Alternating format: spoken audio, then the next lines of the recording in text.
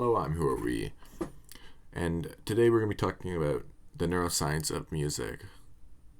This will include historical foundations, some discussions, certain studies that we're using to study it throughout the history from the 90s to now, as well as some relevance to psychology. Of course, this article that we will be discussing primarily is a great article. It will be linked below, of course. It was called The Neuroscience of Music Towards Ecological Validity by Mary Teravanemi. I'm sorry if I butchered the name there. Of course, is a slightly hard name to pronounce at the very end there. But nonetheless, let's get into it. So, of course, music and cognitive psychology, or psychology specifically, is a long way. You have the godfather of, psychiatry, which is Freud, of course.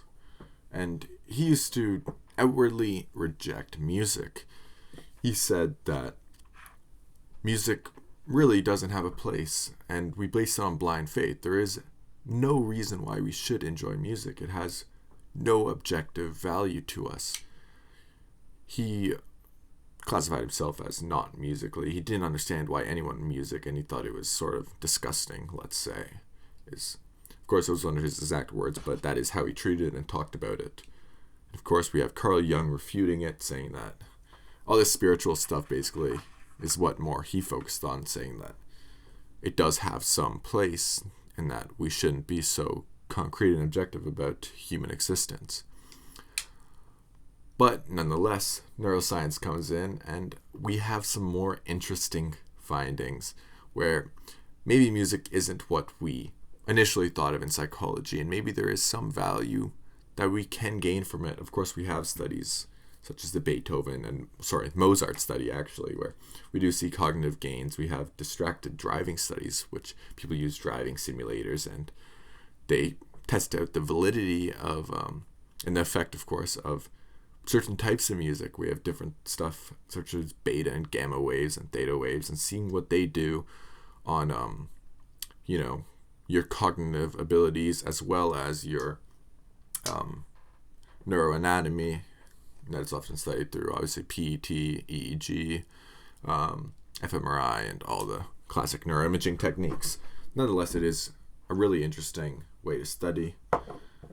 But let's start talking about the article now.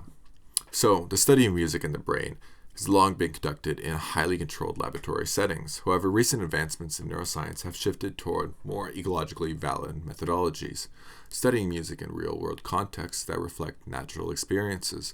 This lecture explores the movement towards ecological validity in music neuroscience, discussing the evolution of empirical paradigms, the expansion of participant demographics, and new methods for data acquisition.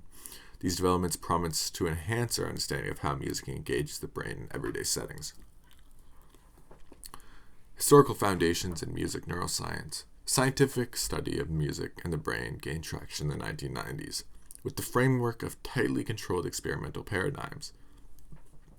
Researchers use electroencephalography, or EEG, and positron emission tomography, PET, to study auditory processing and neural responses to musical stimuli.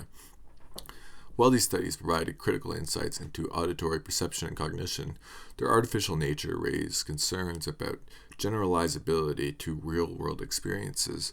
Early paradigms often relied on repeated simple tones rather than naturalistic music, isolated musical elements instead of full compositions, and controlled environments that eliminated social and emotional influences on music perception.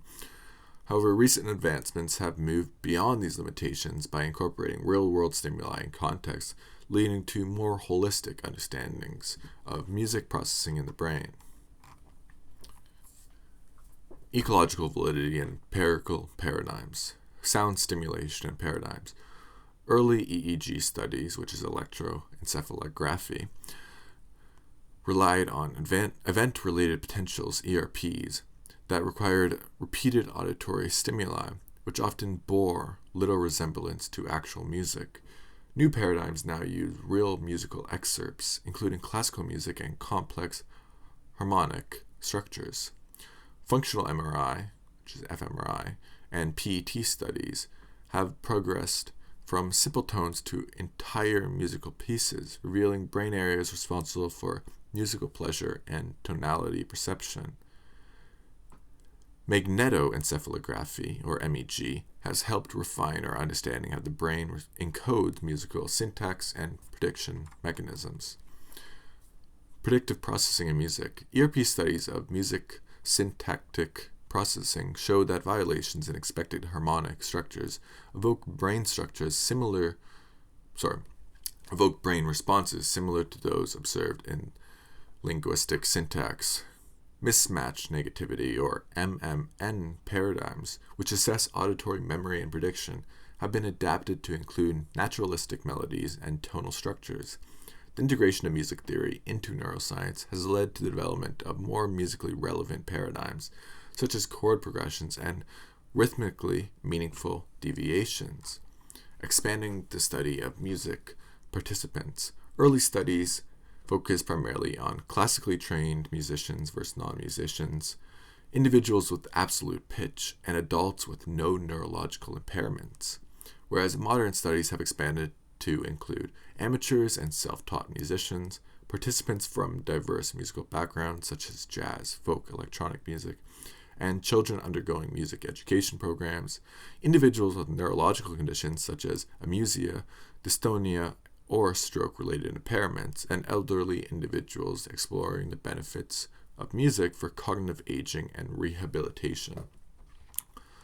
Music neuroscience has also begun incorporating participants from non-Western cultures, challenging the assumption that findings from Western music traditions apply universally. Cross-cultural studies are now investigating how tonal and rhythmic structures differ across global music traditions. New methods and contexts for data collection. Moving beyond the lab, EEG and fMRI studies traditionally required strict environmental controls, but new technology has enabled studies in natural settings such as homes, concert halls, and schools. Wireless and portable EEG systems allow researchers to study brain activity during live music performances and real-time musical interactions. Mobile technology such as wearable sensors and near-infrared spectroscopy, FNIRS, has expanded data collection to diverse populations in everyday settings. Music performance and interactive studies. Brain studies of live performance are now feasible, allowing researchers to assess neural activity in musicians during real-time playing and audience engagement. Investigation into joint music making, such as duets and orchestral playing, have now revealed new insights into social synchronization and brain-to-brain coupling. Emotion and physiological responses are now being studied through multi-sensor approaches, measuring heart rate variability, skin conductions, and facial expressions. And of course, facial expressions is slightly controversial, but you have a lot of muscles in your face that roughly do correlate to specific emotions and thoughts. It's a very interesting study in effective cognitive neuroscience.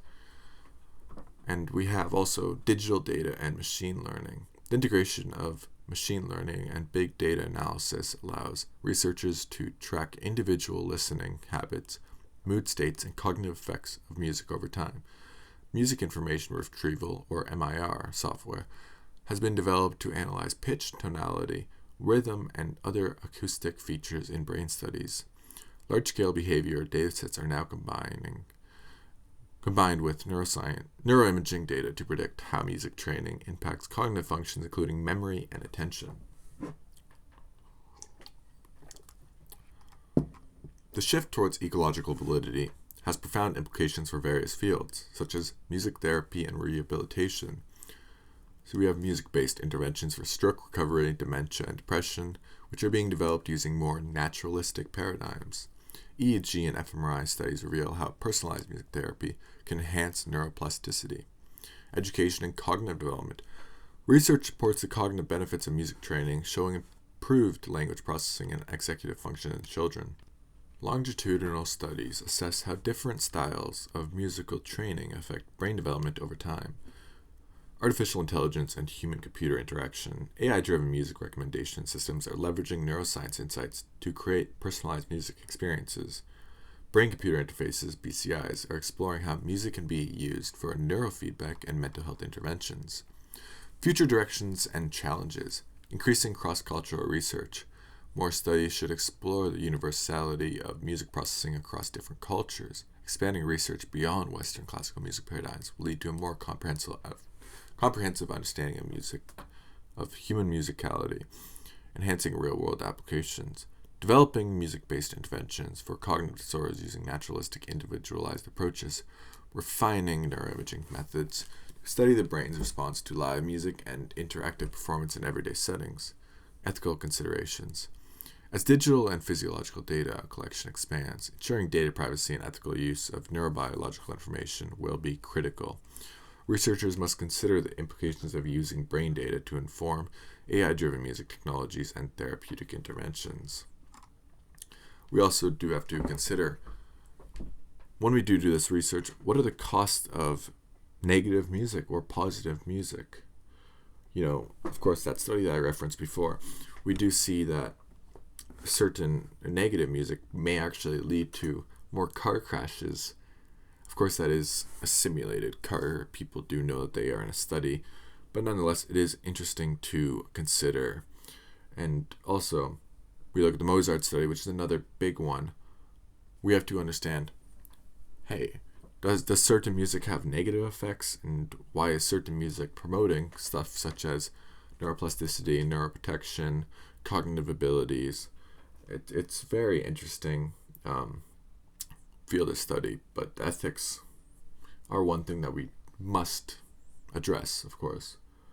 We do live in a country, or at least most of us do live in a country where freedom is a big part of it, right? So, we do have to question those sort of things. Like, if we know that certain things do objectively cause harm, how do we base this in the legal constituents of countries and continents? So, the movement towards ecological validity in music neuroscience represents a crucial evolution in the field. By bridging the gap between laboratory research and real-world experiences, modern methodologies provide richer insights into how the brain processes and engages with music. Whether through portable neuroimaging, diverse participant inclusion, or interactive paradigms, these advancements promise to deepen our understanding of music's role in cognition, emotion, and human connection.